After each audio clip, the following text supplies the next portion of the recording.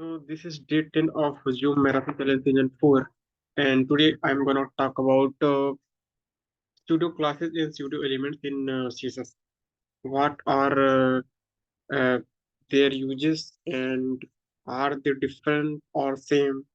Because they are, kind of their difference is very blur, right? So we will see what are pseudo elements and pseudo classes. Okay, so pseudo class is used to represent uh, elements HTML elements when in a certain state, right? So when any element is at certain state, then we want to give it certain type of styling or certain kind of decoration, any kind of thing, then it is covered by pseudo class. So suppose the so if I want to give example of pseudo class, then suppose if any link is visited, there is an app bar, and we want that if we click on any link, or if we have visited any particular link, then it color should be changed, right? So it is a state of that element, that particular class, right? That it has been visited, so its color should be a different color, so that user may know that yeah, this link he has visited. Suppose we want to hover any element, or we want to focus on any element, right?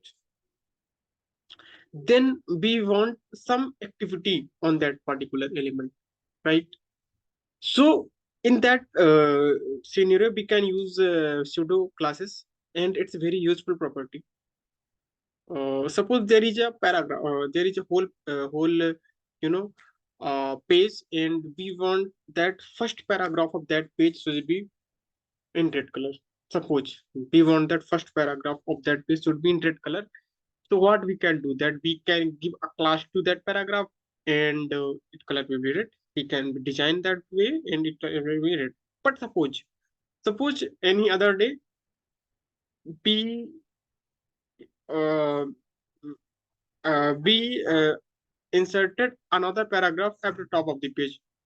So to the paragraph we have given red, that will be now second paragraph. But we always want our first paragraph to red, right? Then in that sense, in that scenario, we have to change the class, remove the class from the second paragraph, and give it to the first paragraph. But it is not a very good method, and not a a method that is very generic.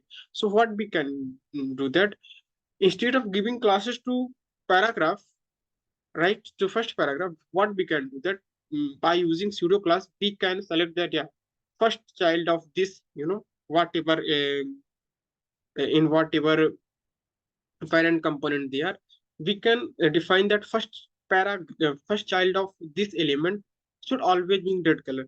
So no matter if you remove any paragraph or if you add new paragraph, the first child, the first paragraph in that page will always in the red color. So this is the use of pseudo class. And what is pseudo element? So here difference between pseudo class and pseudo element is very blur, but there is some difference. There is some difference, especially after CSS3.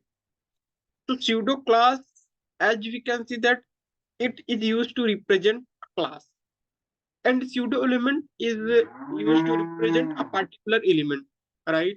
So suppose that we want to, as I have given example before, so we want to select any particular paragraph. Then in that sense, we can use pseudo paragraph, pseudo class, and if we want to select any particular element, any particular, suppose we want to select any particular letter or any particular line from the paragraph, then in that sense we can use the pseudo element.